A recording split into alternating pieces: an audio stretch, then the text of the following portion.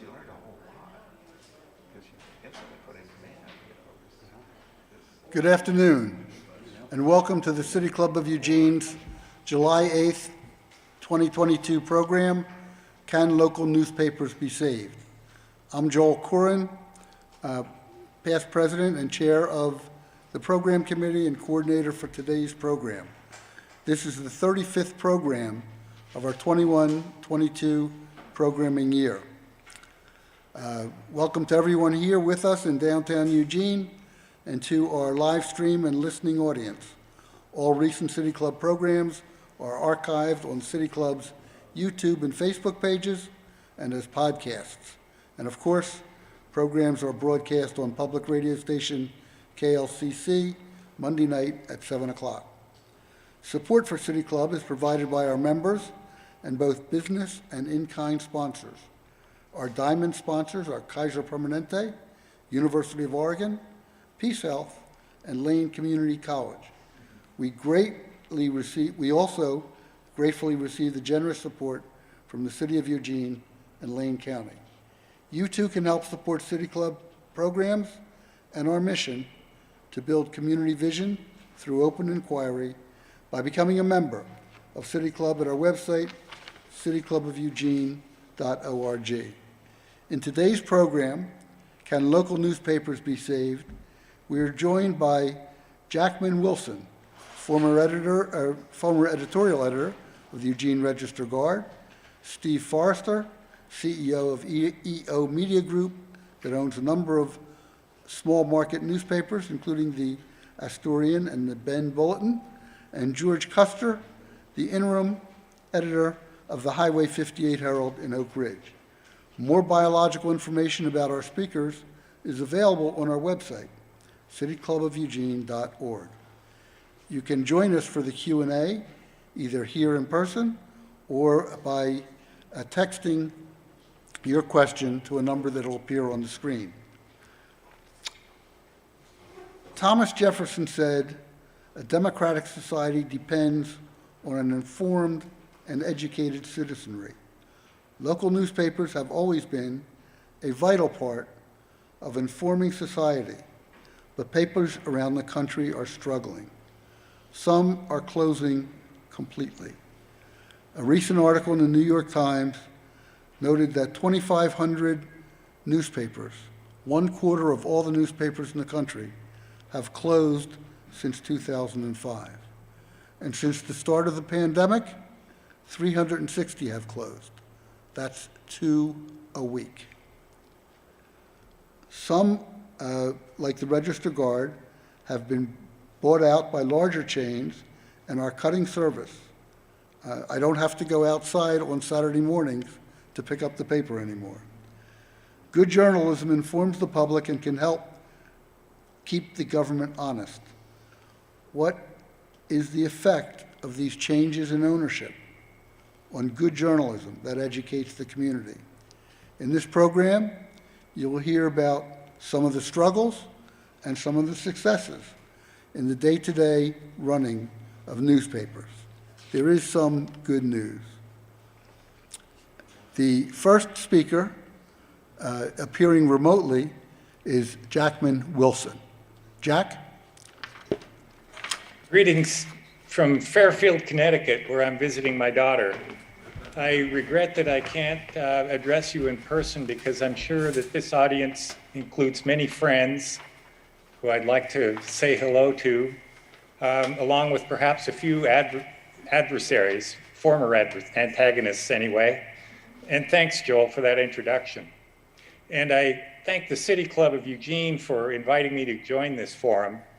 It concerns a subject that is dear to my heart, a subject I believe is of vital importance to our system of self-government and to the cohesion of our communities. I was involved in providing local news and commentary throughout my 43-year career in newspaper journalism, mostly as editor of the Register-Guard's editorial pages. That position no longer exists. In fact, the Register-Guard, as I know it, no longer exists. It's been replaced by another newspaper with the same name. Mine is not the only job that has disappeared, and the Register Guard is not the only newspaper that's not what it once was. As Joel said, 2,500 newspapers have gone out of business since 2004, and many of those that remain are shadows of their former selves. Yet, this is a crisis that is not visible to many people.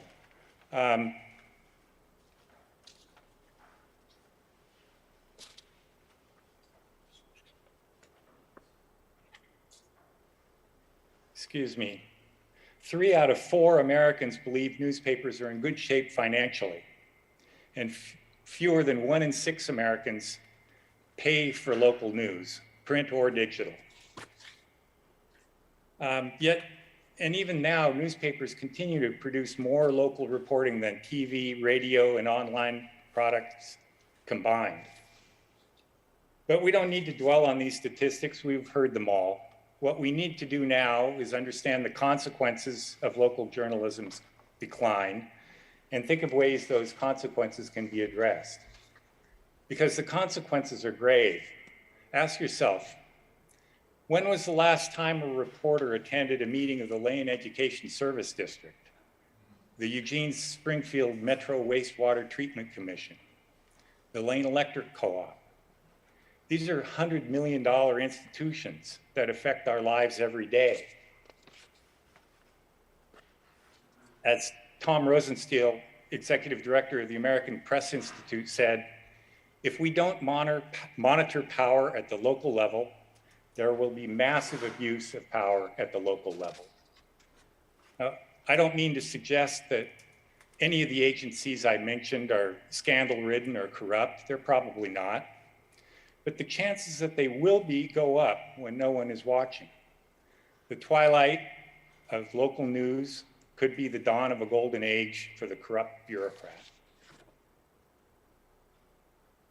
But watchdogs do more than guard against corruption. They help government do its work better. Many years ago, I was speaking to the city manager of Corvallis, who had just come from a convention of city managers where after their sessions were over, they sat around the bar complaining about the local news coverage they received. The newspapers focused too much on trivia. They didn't pay enough attention to what was really important. They too often got things wrong. And then one of them, a city manager of a medium-sized city in California that happened to be a suburb of a much larger city, said, well, you've all got trouble with your newspapers, but try running your city without one. Newspapers encourage public involvement, engagement, and informed participation. According to a PEN America study in 2019, as local journalism declines, government officials conduct themselves with less integrity, less efficiency, and less effectiveness, and corporate malfeasance goes unchecked. With the loss of local news, citizens are less likely to vote, less likely to become politically informed, and less likely to run for office. And the value added by local news coverage can be measured in more than dollars and cents. According to a Hutchins Center study in 2018 titled The Impact of Newspaper Closures on Public Finance, municipal borrowing costs rise from 5 to 11 basis points following a newspaper closure. And each bond issue, the cost of ultimate repayment of each bond goes up by $650,000 per issue. The center, I quote the center, local newspapers hold their governments accountable, keeping municipal borrowing costs low and ultimately saving local taxpayers money. But hey, that's only money. Even worse damage, in my view, is done to the fabric of society and to the sense of community that we all enjoy and rely upon. As Margaret Sullivan, media columnist for the Washington Post, wrote, the newspaper's purpose isn't only to keep public officials accountable, it is also to be the village square for an entire metropolitan area, to help a common reality and touchstone, a sense of community. and of place. So the crisis is acute. Something must be done about it. With us here today are two people who can report from the front lines of the struggle to provide and preserve local news. I look forward to hearing from them and from your questions. Steve, I think you're up next.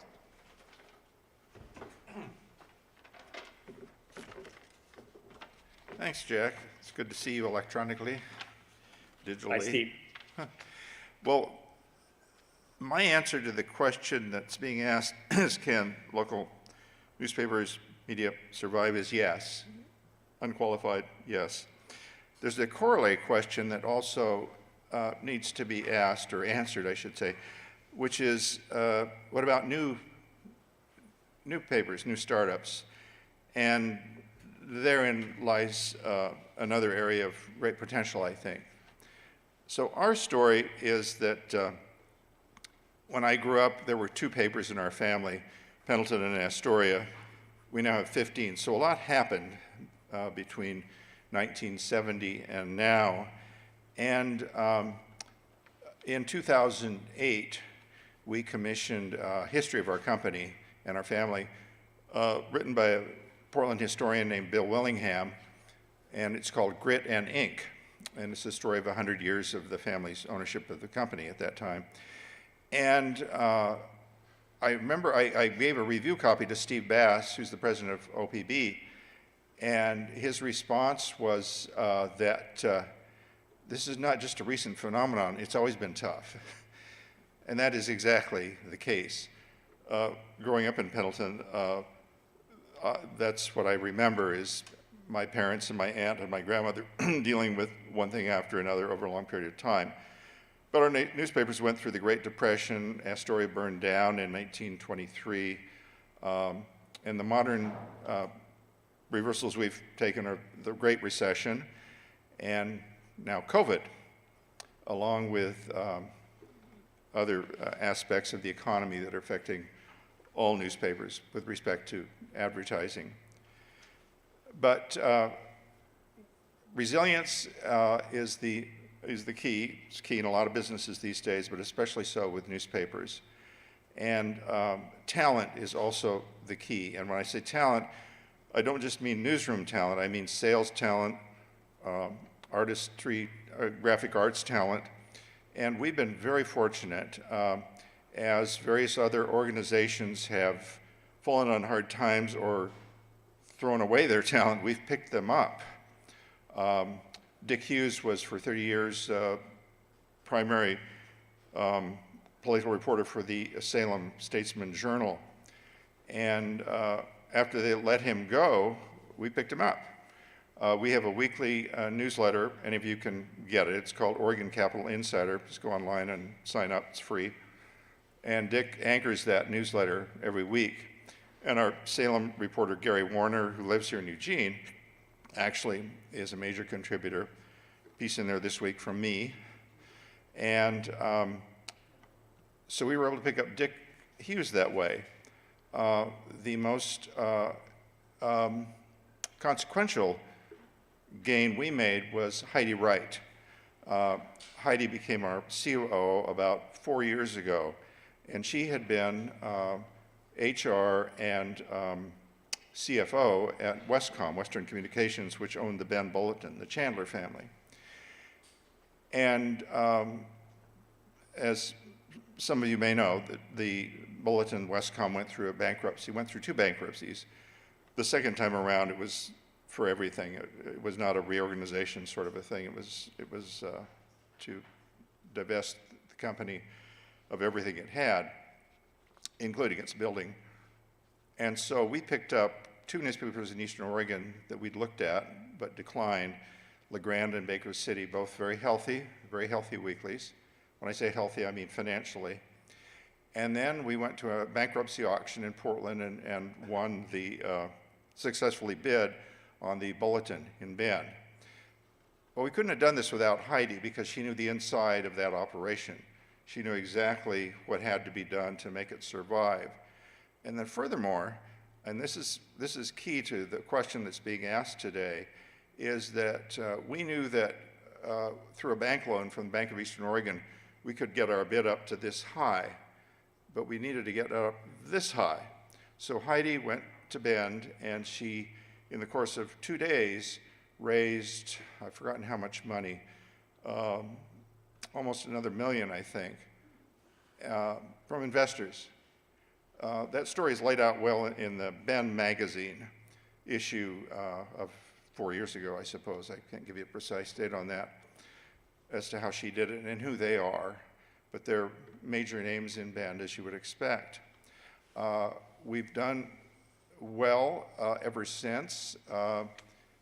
We bought it, and then COVID hits, and so to get through all of that, there were a number of layoffs throughout the company, but we didn't touch our newsrooms that much.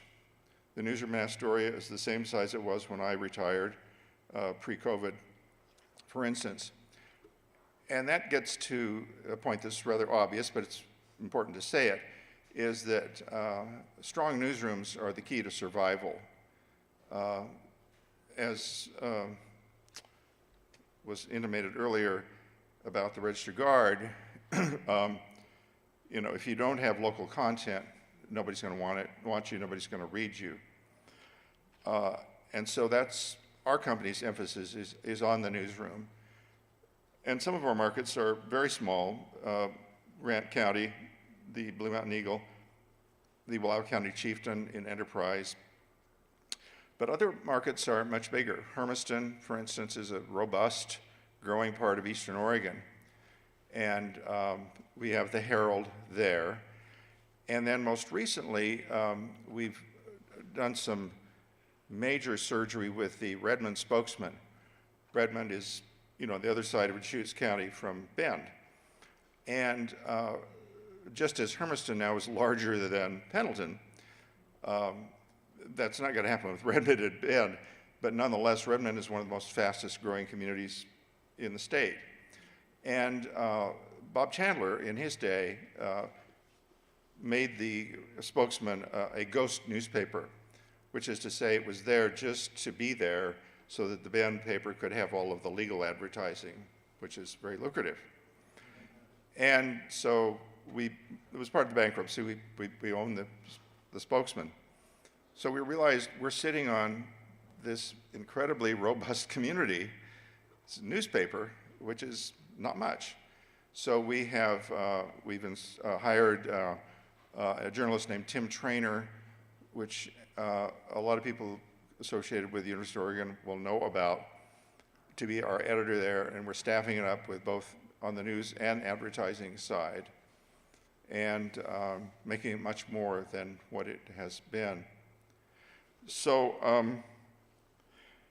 the other thing I want to mention that is that this business of starting papers, a long time ago, it was apparent that if you have a laptop, you've got a newspaper. You don't have to go have a printing press anymore. That's all you need, or your colleagues, that's all you need, both for digital, but also then you send your copy to someone else's printing press. And the key, though, is in finding young people who want to not only do the news side of the business, but the business side. And it's either the University of Kentucky or the University of West Virginia has a program for developing such young talent. We've been in discussions with the University of Oregon about why don't they look at that. The last thing I'll mention is that we've recently created it's called the Fund for Oregon Rural Journalism. And it's a nonprofit, and it's associated, it has been associated with the Ford Family Foundation in Roseburg. They helped us get started.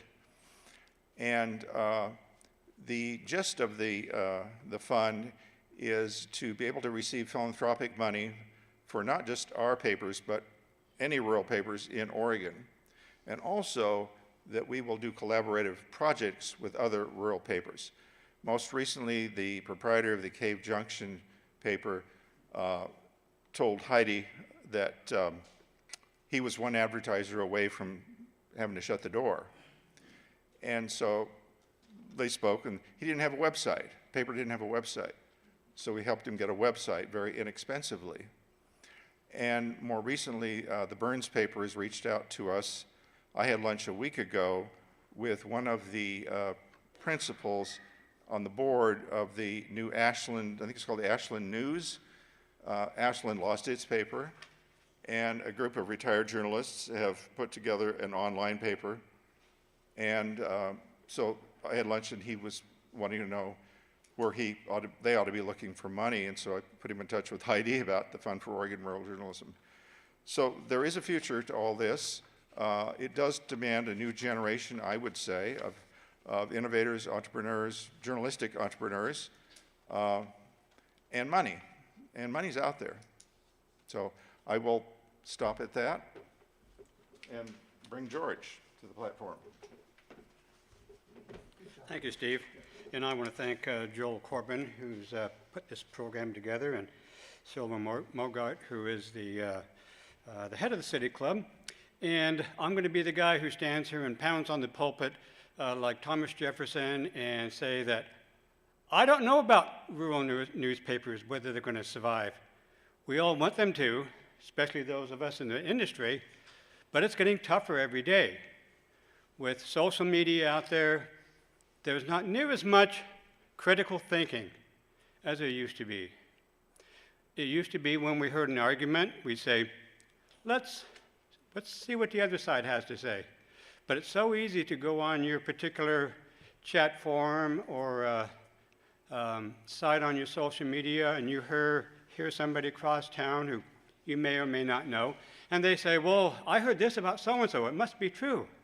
And so naturally you're going to agree and you're going to pass it on because you're in the social network that is safe for you. You're not out there, you're going to be in you're going to be with the people who you kind of trust, you all have the same opinions. Well, that is not what we want in this world. We want to question what is happening. That's kind of my start. I'm going to go back to the start, and when I was coming up here, I was talking to our editor emeritus, Douglas Bates, who is also our founding editor, and tell him, man, I got a couple of heavy hitters here. I'm just down here in the trenches. I don't even have a degree in journalism. Last time I wrote for a newspaper was when I was 16 years old and doing a couple of sports articles for Cave Junction, the Illinois Valley News. And but a quick history, about less than a year and a half ago, one of the local citizens came to me and also called Doug Bates and said, there's a problem in this town. The local newspaper, the Weekly, had shut down about 6 to 8 months prior, so there was no way of disseminating news and information that was critical to the daily lives of the people in Oak Ridge. Well, Doug Bates took that. It was funny. He came to the first meeting, a bit dubious, came to the second meeting, and I told everybody on that third meeting, when he walked in, he had this look on his face, and I knew he was in. And if anybody could put this thing together quickly, it would be Doug, because he knew pretty much everybody in the industry, the newspaper industry, across Oregon. And we started on a shoestring, a very, very short shoestring. We looked at all the different modes, whether we should buy the local newspaper, what was remaining of it, and start there. But the initial costs and the overhead, Doug quickly realized that we just couldn't afford it, and it was probably too archaic at the time. And so we decided to go with an online news source. Wasn't sure whether we should go for-profit or non-profit. Initially, we thought, oh, for-profit. And then we thought, after crunching the numbers, no, we can't afford this. And so we went for, and we were approved for our nonprofit status. And the reason we had to start off with little to no funds is at the time, this person who called us together for a conference said, there is something going on in City Hall that she suspected was a little afoul. Strictly an opinion, and with some research, we said, well, we need to get this out to the public because things were happening behind closed doors, or there was so little participation in local government that people didn't know, the whole silent majority routine. And we said, no, we've got to let the people of our community know what's happening in the local city government. And we whipped this thing out, and a couple of weeks later, on February 28th, we went live and made a couple of announcements, and by golly, there was an outpouring of support to attend the city council meetings, and they overturned, or at least kept some dubious decisions by our city from being made. And that was our first feather in our cap. So we patted ourselves on the back, and we think, okay, we're off and running. Well, economies of scale favor larger populations, larger newspapers, larger outlets, multiple outlets. Small towns have small businesses and even smaller advertising budget. So trying to run a newspaper in a small town with just advertising doesn't work. A lot of them advertise, I believe, in our site because they're committed to the community. We sell more advertising by appealing to their sense of community than we do what you're going to get in revenues from your ads.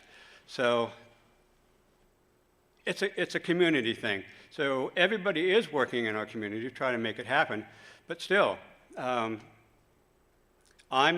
a volunteer. When our founding editor, luckily he established our news site so perfectly that when he had to retire, I stepped in and I said, nope, we're not going to put the paper on hold until we get an editor. I'll keep it running. And he said, George, you have no idea what you're getting into.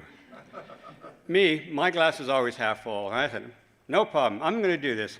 Well, I wasn't sitting beside him all day long, realizing that he'd get up at 5 o'clock in the morning, look at what's coming in, maybe get a tip. He'd run out, do the interviews, come back, write the story, publish that, and publish the other things that were coming in. Yeah, I'm still young enough and healthy enough that it hasn't killed me yet, but I love what I do. I guess the bug has gotten me. The Herald has to be, and that's what I told our board of directors, said, no matter what it takes, we need a form of reliable, comprehensive, unbiased, and accurate news source for the people of our community. There are 7 communities along the Highway 58, and ours is the largest, Oak Ridge, Oregon, and which is where we're centered out of. But none of these places get anything from, and I understand economics. I'm a businessman, I'm not a journalist, and I understand what's happening to the large newspapers. They're being gutted for profit, and that's the way our country works. But it's been at the sake of the free press. And if you don't have freedom of the press, you don't have outlets, and if you don't have watchdogs on your local government, chaos will ensue. They won't even let myself and a couple of the people who work for the, I say work, they're all volunteers for the Herald. We can't even get on the local chat forum because we say things that they don't like, and we try to correct what's happening. And so they're our biggest competitors, is trying to correct what's out there on social media. Social media is great. It's tied the entire world together. Countries who are receiving government propaganda can get, when they can, the real news, or at least the opposite side, through social media, and that's phenomenal. But it has also, I think, dumbed us down in this country, is if we see it online on our phone, it's just too easy to say, oh yeah, that's it. And so the Herald needs to be. I'm originally from Cave Junction, so it's kind of nice to hear that the Illinois Valley News got a little shot there, keep them running. I was good friends with both the editor and his son, who played in a rock band with me way back when. And I'd like to read quickly a excerpt from Penny Abernathy, who did a study with the Medill School of Northwest University, and quote, most communities that lose newspapers and do not have an alternative source of local news are poorer, older, and lack affordable and reliable high-speed digital service that allows residents to access the important and relevant journalism being produced by the country's surviving newspapers and digital sites. Oak Ridge falls right into that. We're not exactly in the dredges, but we're a poor community, and I could see where we would be one of the first ones that drop off the list of areas of being covered. Doug, our former editor, told me that, and one of the other gentlemen who was on our board for a while actually had the Oak Ridge desk. They lived out in Oak Ridge, and they submitted their news to the Register Guard. Well, those days are long, long gone. And so we're out there. People don't know what's on this schedule, what kind of events are happening, what's coming to town, how is our government acting or reacting on a daily basis. None of that would be available if it wasn't for the Herald. Like I say, I call myself the interim editor because I'm sure that we're going to eventually raise enough money to get a real journalist in there who is a lot younger and has the energy to do this. I'll be there on the sidelines just in case there's a falter or a stumble. But the hard part is that, like I say, raising money and keeping rural journalism alive in small communities is a financial disaster waiting to happen. I think so many of them, unless they have support through combining resources, it's just a zero-net game. But I'm the guy who's going to stand between that and what needs to happen. And what needs to happen is that rural journalism needs to continue. Thank you.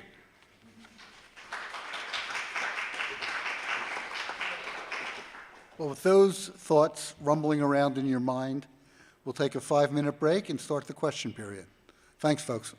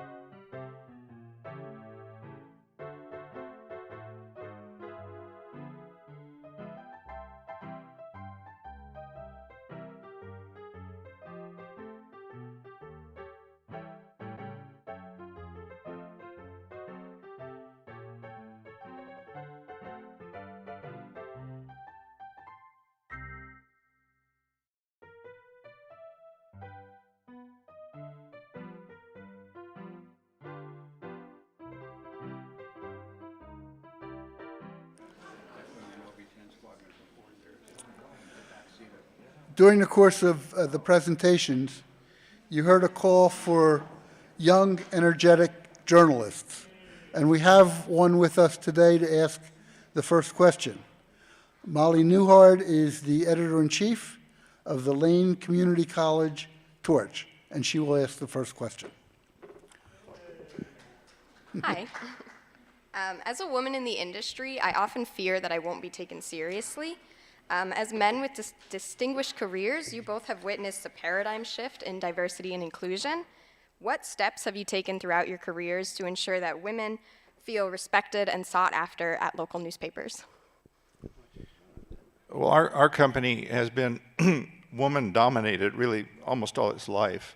If you read our book, Grit and Ink, you'll see the influence my grandmother had, that my mother had. My father was the face of the paper, but it was quite clear to me over years I learned she really ran it. So I came into this that way. When I was at Astoria, I appointed the first woman managing editor, Laura Sellers Earle. And at one time we had an entire female newsroom. Heidi Wright is our COO. Our principal publisher, both on the coast and in Eastern Oregon, is Carrie Borgen. So in our company, it's taken for granted that you got a future. George? Yeah. We've only been in existence less than a year and a half, but besides myself, my entire board of directors is made up of women.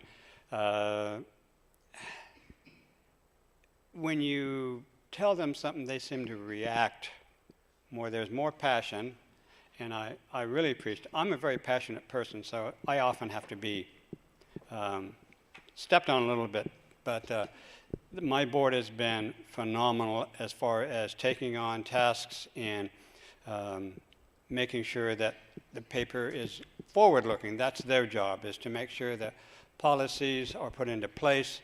As a matter of fact, just the last board meeting we had 2 days ago, we're reviewing non-discrimination policy and a couple of other ones. I'm finding out that this newspaper business is not about just writing down a story and typing it out and sending it online. It's a real business. Luckily, I have a business degree, and that has helped me a lot. But as a matter of fact, right now we have a woman who I have been trying to keep her on the hook. I said, if we can just get enough money, we want to hire you to be the editor. And she really wants to come out and be our editor. And I'd love to have her, but, can't just work for love. Let's see what Jack.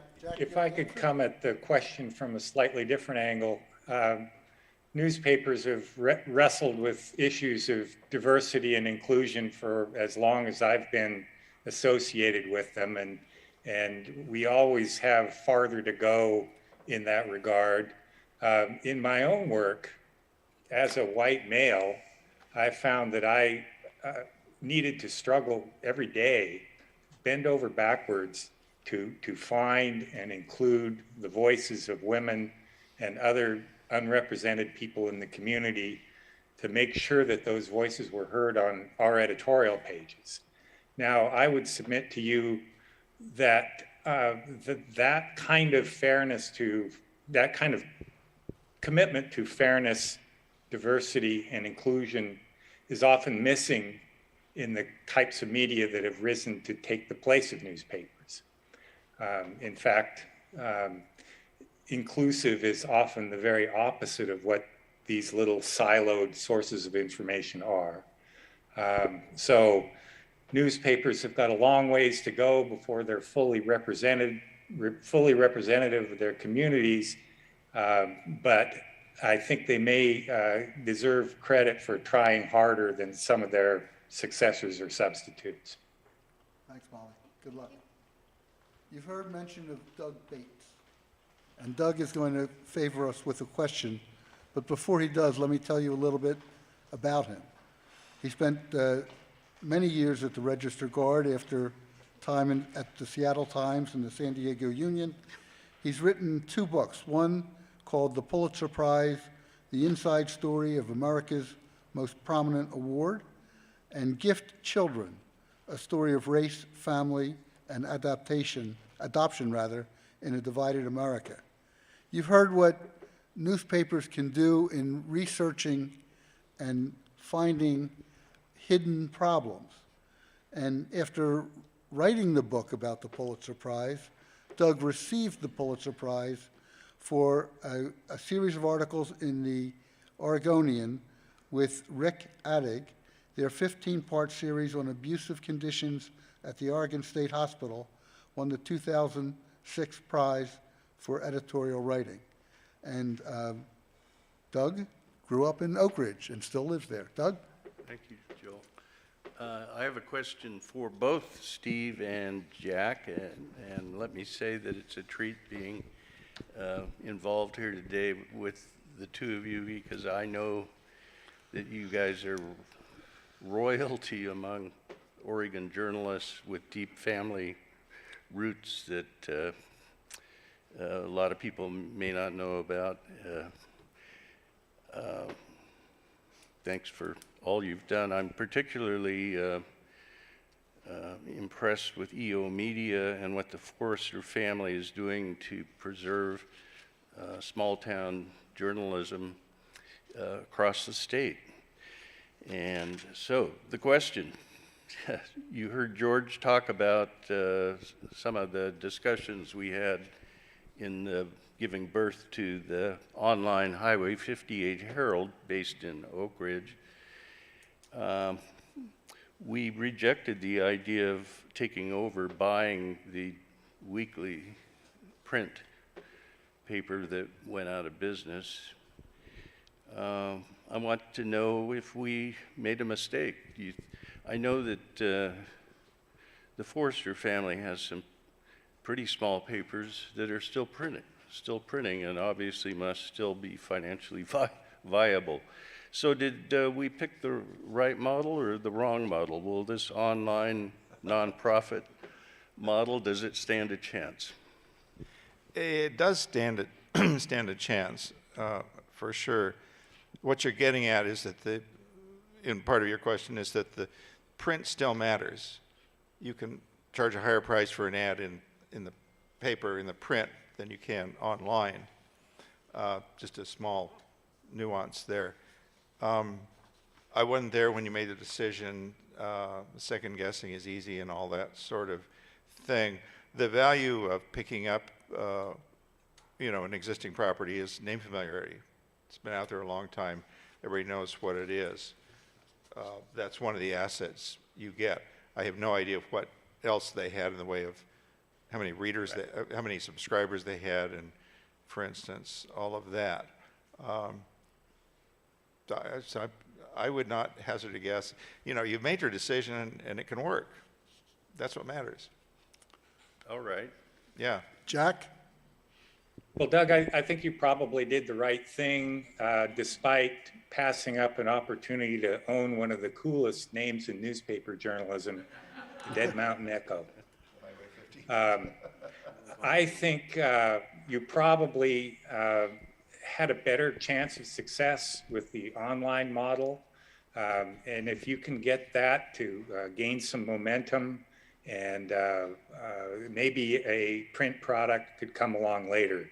But I think that the type of investment that would have been required to take over an established company, even one that had gone out of existence, might have been too big a lift for your group.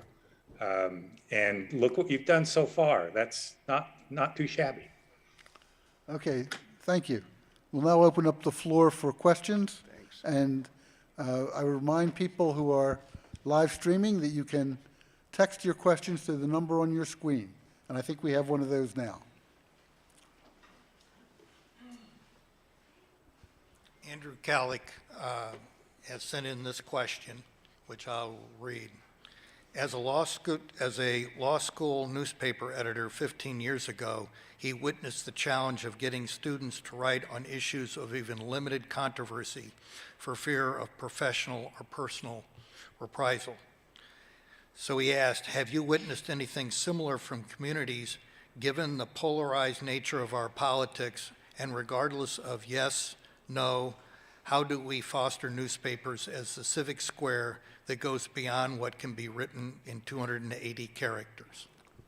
It is tough taking a position on a controversial issue or doing a number of stories on such things.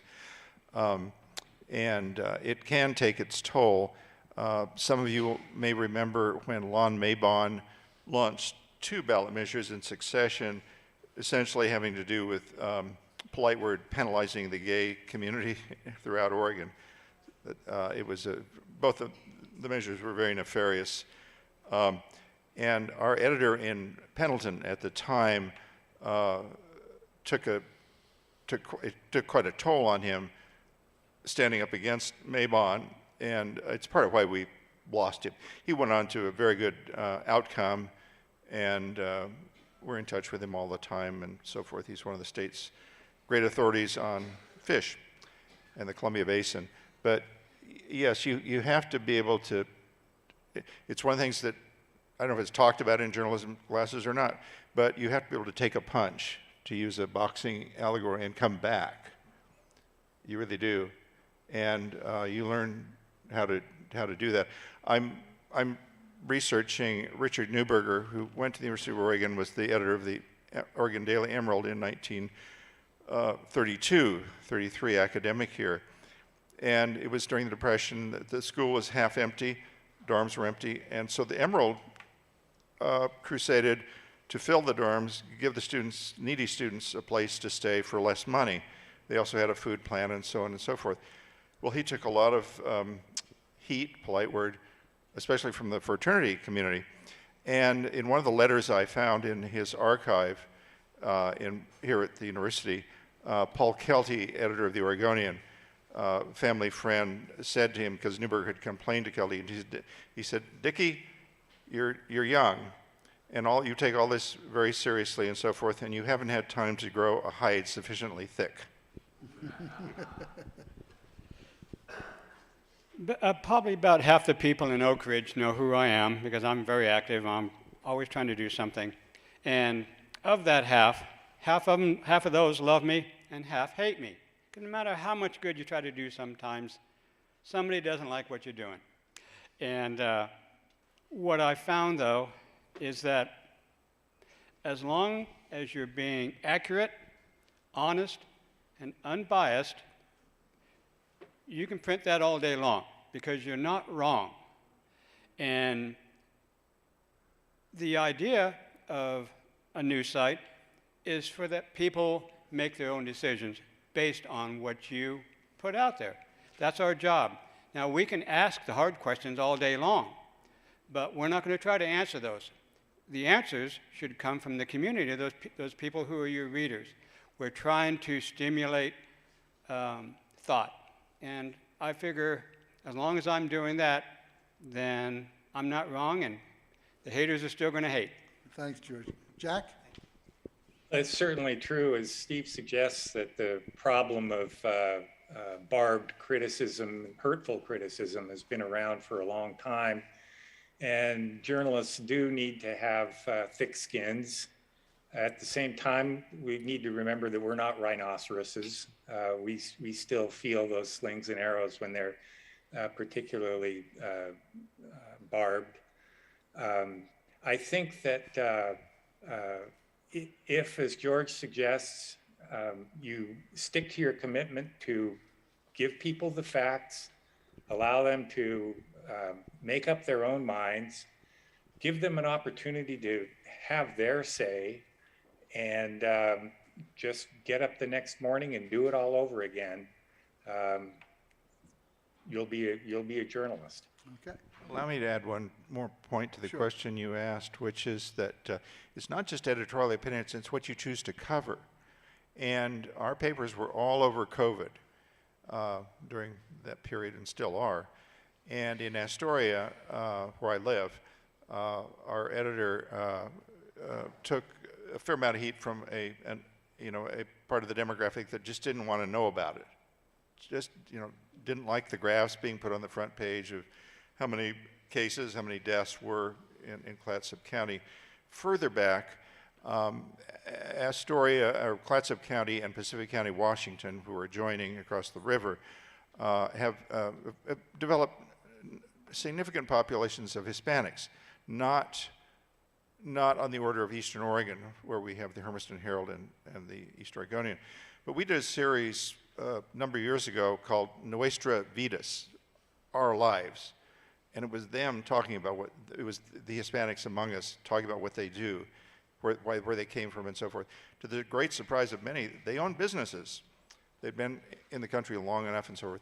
But we received letters, of course, from people speaking very disparagingly of our coverage, that why would we pay any attention to those people? Okay. Next question, please. Mark Horney, I'm a City Club member. Do you have any analysis that's been done, particularly in online efforts such as yours, of what subscribers are willing to pay for in an online environment? That would seem to me an underpinning of the economics of it. And, you know, not just what will they read, but what would they pay to read? When we first started the Highway 58 Herald, one of the first things we said is that our commitment was to keep the Herald free to everybody as long as we could. Now, over this last year and a half, we've had some head scratching. Well, when do we have to start charging? Will we have to start charging? I'd prefer our ship to come in through grants and sponsorships because, again, the communities along the Highway 58 are not as affluent as the metropolitan areas, and it's our desire to get the news out to everybody. I called the ONPA, Oregon Newspaper Association, about, okay, what's it going to take to be a member? And we went on and on about, got to do this, yeah, okay, we've done this, we've done this, we've done this. Oh, but you're online. Well, if you're not a print newspaper, you can't be recognized as a newspaper of record by a city.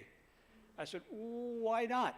In our town, probably, well, there's very, very small subscription, paid subscription to a newspaper, but probably 80% of the town has a phone or a tablet or a computer. In larger organizations or larger communities, such as Eugene, they're giving phones to a lot of the homeless people so they can stay connected, so they can function. It's almost become that if we don't have a cell phone, we really can't function, or it's at a very limited basis.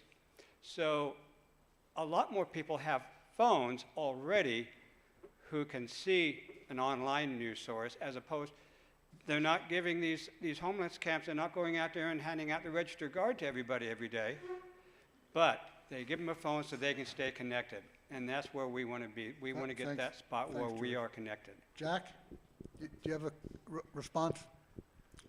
Well, it's difficult to get people to pay anything for something they're accustomed to receiving for free. That's been a problem with the transition to digital newspapers all over the country. But newspapers such as the New York Times, the Washington Post, are successfully making that transition to a digital model, and they're doing great work with it, mainly through scale. And the New York Times has 8 million subscribers now, which is many times more than it did before the internet came along. And it can charge them $1 a week. You get the New York Times for $1 a week. That's because they have no printing or distribution costs. So in some senses, I don't know where this is all going, especially for smaller and medium-sized community and regional newspapers. I don't know if there's the scale that can sustain a digital enterprise. We'll be finding out quite soon, I'm sure. Steve may have some insights. We have paywalls on all our papers, works. We, at the end of the last calendar year, we had gained subscriptions, digital and print, which is a remarkable story these days. And it's back to newsroom content is what it's back to. And over the years, our first online editor, Laura Sellers, was in, I think, '96. So we've been at it for a long time on the online digital side. And we went back and forth on the paywall thing. And we finally, bit the bullet and did it. And it's where to go. You have to go there eventually. And it works. We have time for a 30-second question and 30-second answers. All right, perfect. Hi, my name is Rajiv. I'm a City Club member and a PhD student in media studies at UO. Just wanted to sort of ask, the local news closing means that local journalists are being furloughed, laid off, while corporations consolidate ownership and hedge funds strip value from news organizations. The News Guild, which the union which has been effectively organizing news work, more and more news workers across the country is promoting legislation like the Local Journalism Sustainability Act and public funding for media as part of their Save the News campaign. So with that, for journalism to fulfill its democratic responsibility, is the future model of journalism one that has to go beyond the profit motive toward public funding and cooperative organizational structures where journalist workers and community members co-own and co-manage publications? Quickly. Well, it doesn't matter what your model is, you have to have a positive cash flow. Say it again. You could be a nonprofit, but you still have to have a positive cash flow.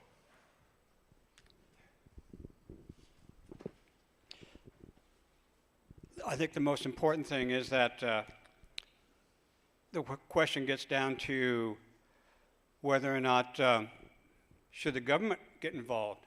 Should the government, and I'm not a believer of the government getting involved in business.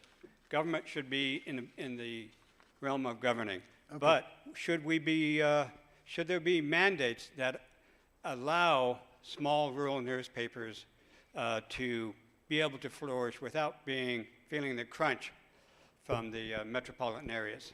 George or Jack? Well, the type of young talent that Steve is talking about and that George hopes to attract to Oak Ridge, they've got to pay the rent. Hopefully, though, a career in journalism will pay enough money for a person to live comfortably and perhaps buy a house and have the kind of future that any responsible career requiring dedication and education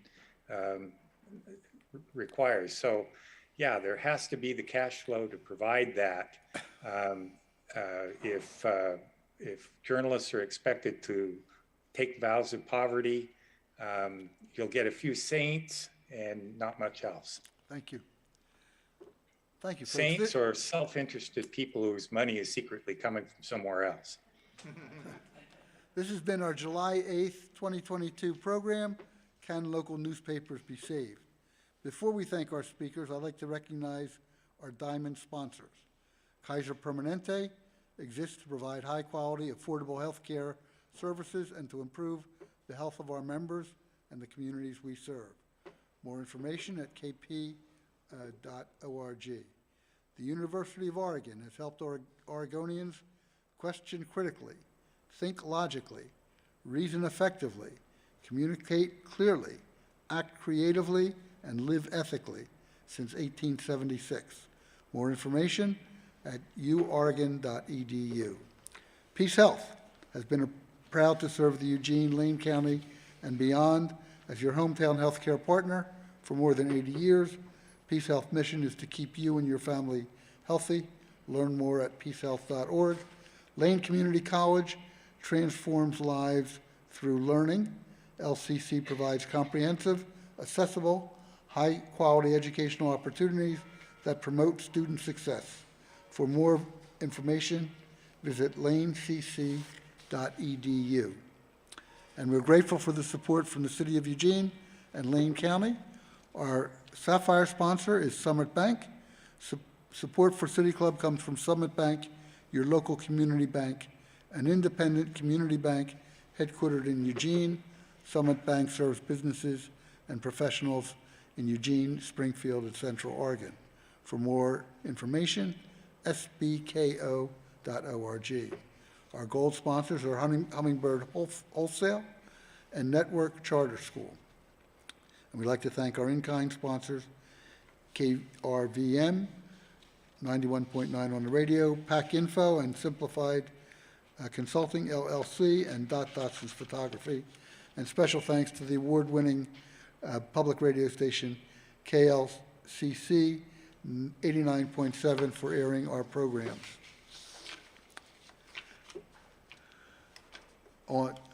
Programs also can be on our Facebook page, YouTube channel, and podcast.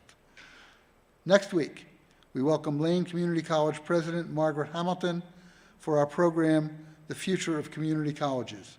Please join us again on July 15th. More details and information about future programs can be found online at City Club website, cityclubofeugene.org.